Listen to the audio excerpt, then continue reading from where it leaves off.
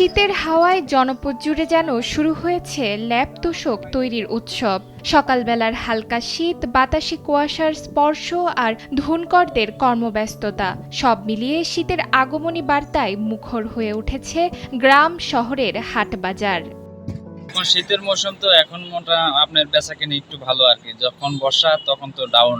এখন আলহামদুলিল্লাহ ভালো, বেচাকেনি বাড়তি, কারিগরও আছে, আমরা নিজেরাও কাজ করি, এই আর কি। কয়েকদিন ধরে শীতের তীব্রতা কিছুটা বাড়তেই গ্রাম থেকে শুরু করে প্রতিটি বাজারেই ল্যাপ তোশক বানানোর কাজে দেখা গেছে প্রাণচাঞ্চল্য।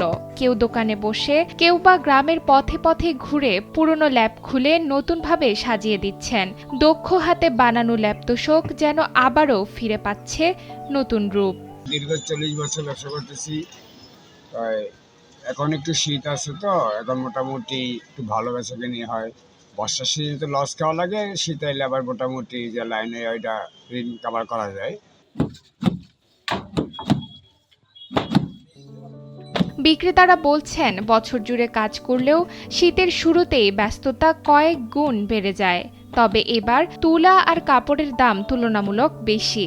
জানা যায়, গার্মেন্টস তুলা কেজি প্রতি 50 থেকে 160 টাকা আর শিমুল তুলা 400 টাকা। ল্যাপ বানাতে মজুরি লাগছে 300 থেকে 400 টাকা, তোশক 250 থেকে 300 টাকা। খরচ বাড়ায় আগের মতো লাভ থাকছে না। 700 টাকা খরচ হয় আর কি তোশকটাই, ভালো কাপড় মানে ভালো তুলা দিয়া। শীত বাড়ার সঙ্গে সঙ্গে কর্মব্যস্ততা আরও বাড়বে বলে জানিয়েছেন সংশ্লিষ্টরা। শীত নিবারণের প্রয়োজনীয়তার সঙ্গে জীবিকার লড়াইও জড়িয়ে আছে এই কাজে।